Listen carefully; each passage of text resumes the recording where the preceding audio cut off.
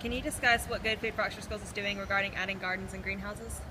Yeah, so Good Food for Oxford Schools, in addition to changing the menus in the cafeteria, is also bringing this work into the classroom and into the school grounds. So we're planting gardens at the schools to get students interested in eating more vegetables, because if they grow it, then they'll be way more likely to eat it.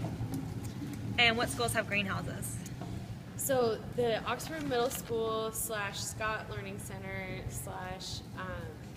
the Scott Center and the Learning Center have the greenhouse, and that's where we're growing kale seeds and flowers for plant sales.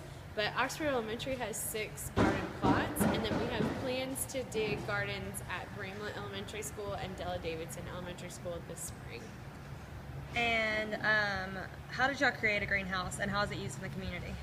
The greenhouse was a grant that the woman from the Scott Center applied for. So she works with our students with severe disabilities in the district, and she felt like that would be a great way to get students some hands-on experience with how to grow and sell food, so that could be a potential job for them once they graduate high school.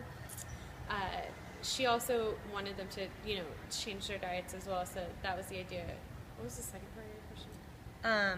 How is it used in the community? Okay, so we do a plant sale every year with the greenhouses to help raise funds, and then we actually pay the students that work into the greenhouse. And then just for the other gardens in general, it really takes a lot of pressure off the parents who are trying desperately to feed their kids vegetables, and kids are resistant to that. And a lot of it is because marketing for really sugary cereals and processed foods is rampant on television screens, and so it's a lot for a mom to be up against, to have to sell broccoli and kale. So that's another way that the gardens can help the community. And where do y'all get the seeds to plant in the gardens? That's a good question. The seeds for the gardens come from all over the place. A lot of them are donated.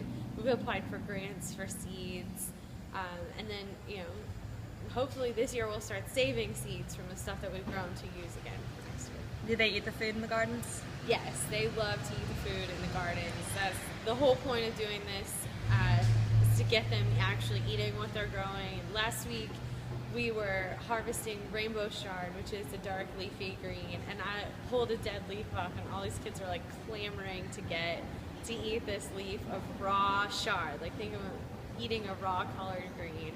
It was like that, and they love it, so it was great. And how are the greenhouses helping the community to be more green?